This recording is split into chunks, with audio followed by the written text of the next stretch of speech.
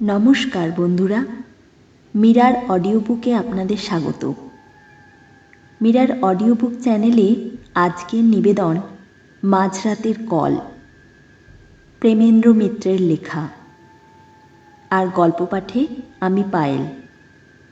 যেসব বন্ধুরা এখনও চ্যানেলটিকে সাবস্ক্রাইব করেননি, তাদের যদি নিত্য নতুন ভিন্ন স্বাদের গল্প শুনতে ভালো লাগে, তাহলে এখনই সাবস্ক্রাইব করে নিন মীরার অডিও বুক চ্যানেলটিকে। আর আপনাদের ভালো লাগার গল্পগুলি শেয়ার করে নিন পরিচিত বন্ধু বান্ধব বা আত্মীয় স্বজনের সঙ্গে। শুরু করছি আজকের ভৌতিক গল্প, মাঝরাতের কল।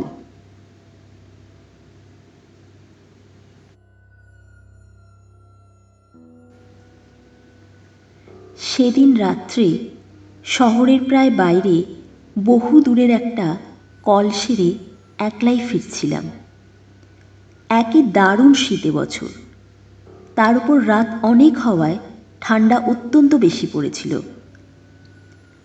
পুরো গোটাকতক গরমের জামা থাকা সত্ত্বেও সব ভেদ করে মনে হচ্ছিল ঠান্ডা হাওয়া আমার পাঁজরার ভিতরে গিয়ে ঢুকছে।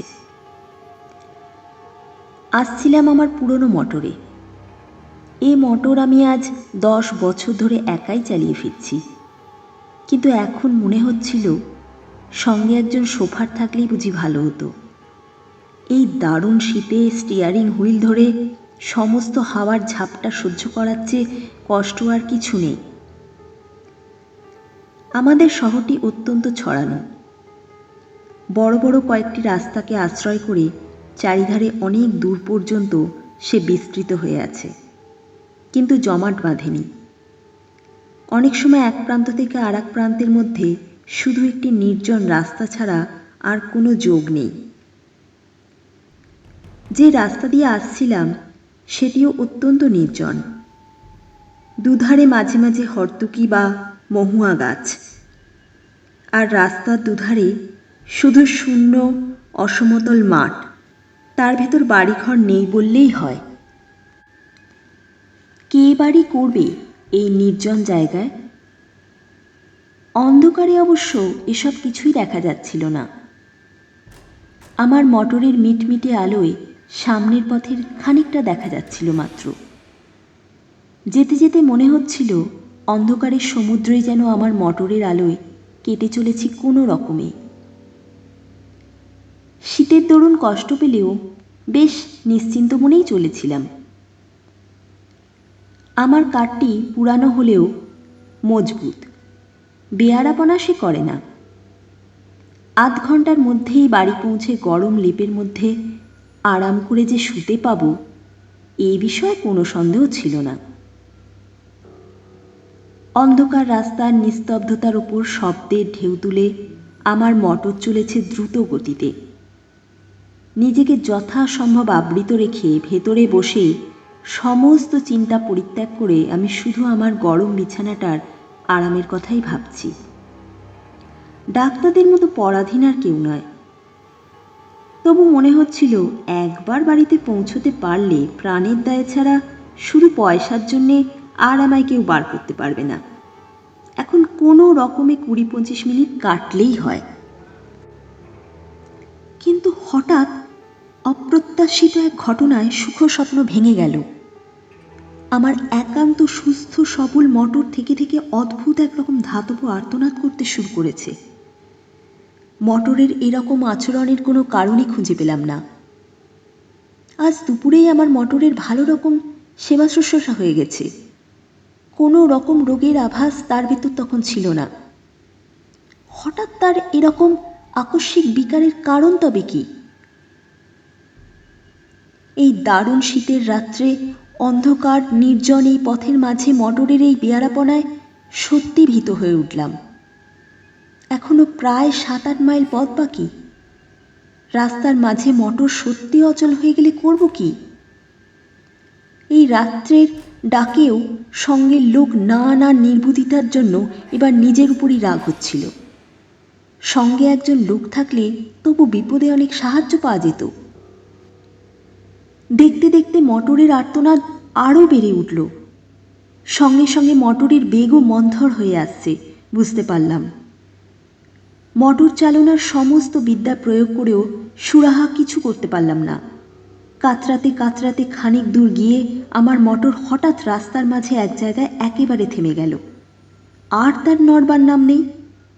চেষ্টার আমি তখনও ত্রুটি করলাম না, কিন্তু আমার পীড়নে অস্ফুটভাবে একটু কাতরোক্তি করে ওঠা ছাড়া আর কোনো সাড়া সে দিল না।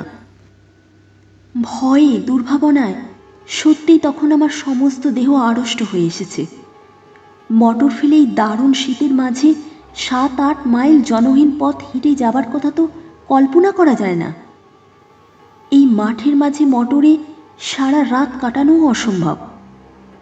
এখন উপায়? ডাক্তারবাবু,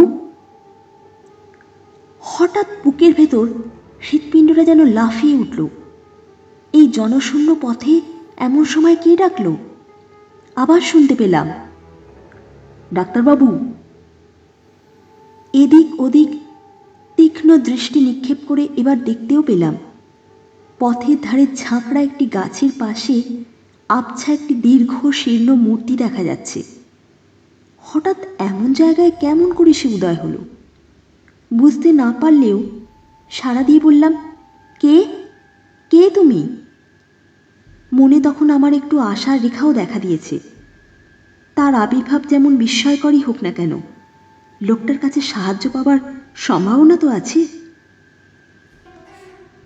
লোকটা সেই জায়গা থেকেই বললে, আমায় চিনবেন না আপনি? চিনবার জন্য আমি তখন ব্যস্ত নই। আমার সাহায্য করবার জন্যে একজন লোক তখন দরকার মাত্র।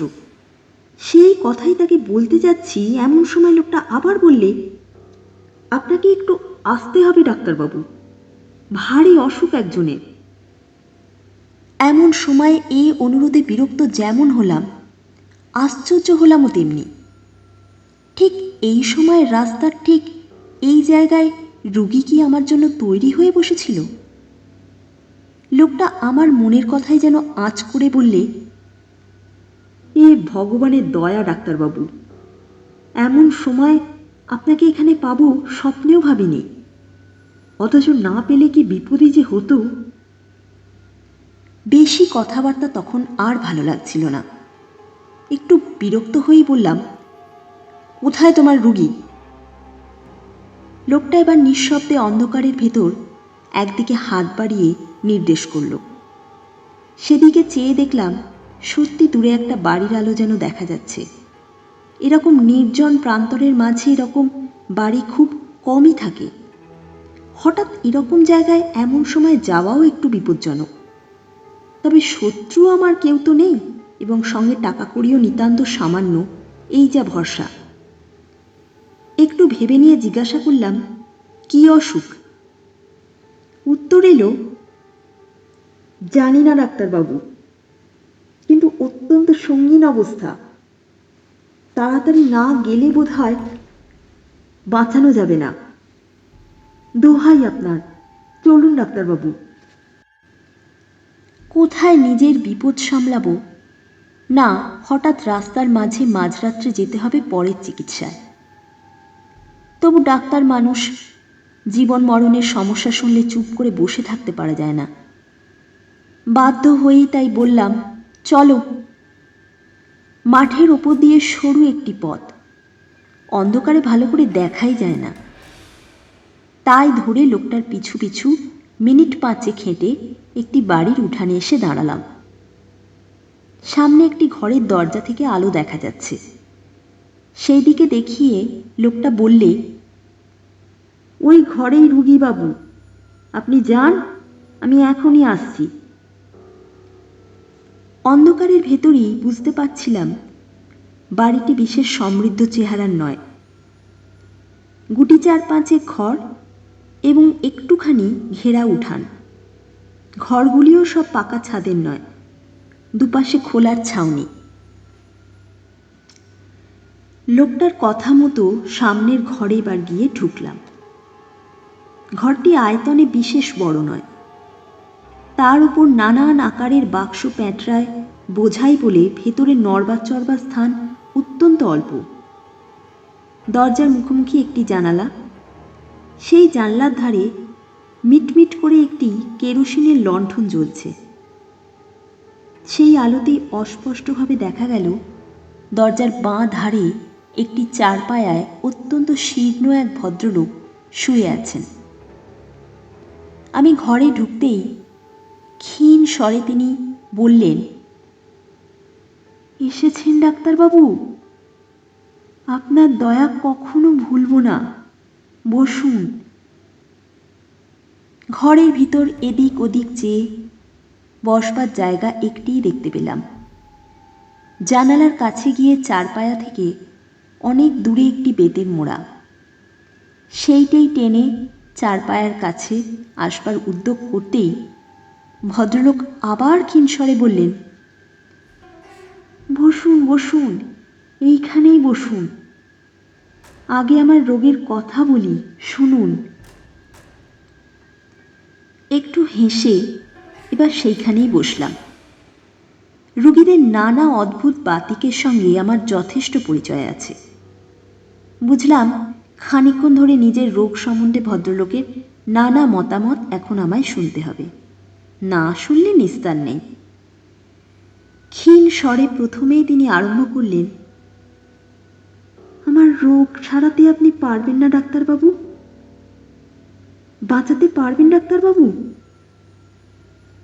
একটু হেসে বললাম, সেই চেষ্টা করাই তো আমাদের কাজ, আর বাঁচবেন নাই বা কেন? একটু অদ্ভুত হাসির আওয়াজ এলো খাট থেকে। বাঁচতেও পারি ডাক্তারবাবু, কেমন? বললাম, পারেন বই কি, কি তেমন আর হয়েছে আপনার? না, তেমন আর কি হয়েছে। ভদ্রলোক আবার যেন হাসলেন, তারপর বললেন, ডাক্তারদের অনেক ক্ষমতা, কেমন না? কিন্তু ধরুন তাতেও যদি না বাঁচি, যদি আজ রাত্রেই মারা যাই। রোগীর এই অর্ধোন্মত্ত প্রলাপের উত্তরে কি যে বলবো কিছুই ভেবে পেলাম না। মনে মনে তখন এই বিলম্বে অস্থির হয়ে উঠছি। রোগী আবার বললেন, যদি আপনি থাকতে থাকতেই মারা যাই ডাক্তারবাবু, কি হবে তাহলে? কে আপনার ফি দেবে? আচ্ছা, পাগল রোগীর পাল্লায় তো পড়া গেছে। বললাম, যদি নেহাতি তাই হয় তাহলে ফি নাই পেলাম, আমরা শুধু ফির জন্যই সব সময় আসি না। তা বটে, তা বটে। পৃথিবীতে ভালো লোক, পৃথিবীতে মনুষ্যত্ব এখনো আছে, তাই না ডাক্তারবাবু? কিন্তু আপনার ফির ব্যবস্থা আমি করে রেখেছি ডাক্তারবাবু। হঠাৎ যদি মরে যাই, ওই বাক্স খুলে ফেলবেন, বুঝেছেন ডাক্তারবাবু? ওই বেতের ছোট্ট বাক্সটি। ভদ্রলোকের স্বর আরো মৃদু হয়ে এলো।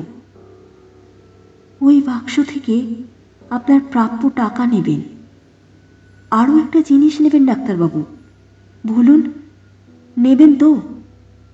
একটু বিরক্ত হয়ে বললাম, কি? কিছু না ডাক্তারবাবু, একটা কাগজ, কিন্তু ভয়ানক দরকারি কাগজ। এই কাগজ ওখানে আছে, শুধু আপনি আর আমি জানি, আর কেউ জানে না। জানলে আর ওখানে ওটা থাকতো না। ভদ্রলোক একটু চুপ করে থেকে একটু হেসে আবার বললেন, এ বাড়িতে কাউকে দেখতে না পেয়ে ভাববে না যেন আমার কেউ নেই। আমার অনেক আত্মীয় আছে, ওঁত পেতে আছে আমার মরার অপেক্ষায়।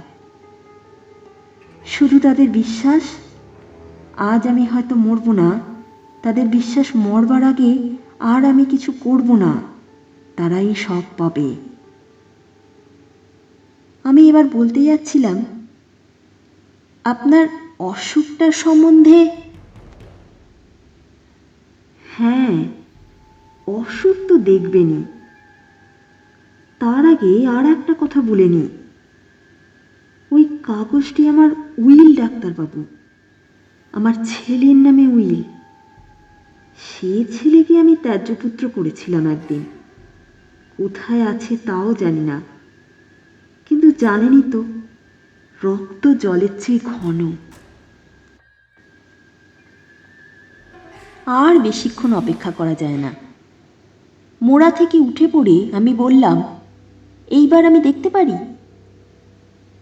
খাট থেকে আওয়াজ হলো, দেখুন। আমি খাটের কাছে এগিয়ে গিয়ে রোগীর নাড়ি দেখবার জন্য হাতটা তুলে ধরলাম এবং পর মুহূর্তেই সেই দারুণ শীতের ভেতরেও আমার সমস্ত দেহ ঘেমে উঠল। সেই হাত বরফের মতো ঠান্ডা। রোগী মৃত।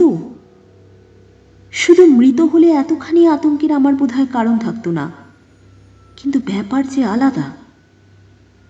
ডাক্তারি শাস্ত্রে যদি কিছু সত্য থাকে, তাহলে এ রোগী এই মাত্র কখনোই মারা যায়নি। তার মৃত্যু হয়েছে অনেক আগে, কয়েক ঘন্টা আগে। সমস্ত দেহ তার কঠিন। উন্মাদের মতো আরও খানিকক্ষণ পরীক্ষা করলাম। না, ভুল আমার হতেই পারে না। কিন্তু তাহলে কি এ ব্যাপারের অর্থ? তখন কিন্তু স্থিরভাবে কোনো চিন্তা করবার আর আমার ক্ষমতা নেই। আতঙ্কে আমার বুকে স্পন্দন পর্যন্ত যেন থেমে আসছে। হঠাৎ জানালার কাছে বাতিটা দপদপ করে নেচে উঠল। সেটা একবার নেড়ে দেখলাম, তাতে তেল এক ফোঁটা নেই। প্রান্তরের মাঝে নিস্তব্ধ নির্জন বাড়িতে এই ভয়ঙ্কর অবস্থায় আমি একা। এই বাতির আলোটুকুই যেন আমার একমাত্র সহায় ছিল। তাও নিভতে চলেছে দেখে আমি দ্রুত পদে ঘর থেকে বেরিয়ে পড়লাম। বুঝতে পারলাম পিছনে আলোটা আরও কয়েকবার নেচে নিভে গেল। তখন আমি উঠান ছাড়িয়ে এসেছি প্রায়। কিভাবে তারপর অন্ধকার প্রান্তরের ভেতর দিয়ে ছুটতে ছুটতে এসে মোটরে উঠেছিলাম তা আমার মনে নেই। মোটর চালিয়ে শহরের মাঝ বরাবর আসবার পর আমার যেন স্বাভাবিক জ্ঞান ফিরে এলো। সবচেয়ে আশ্চর্য ব্যাপার মনে হলো মোটরের এই চলা।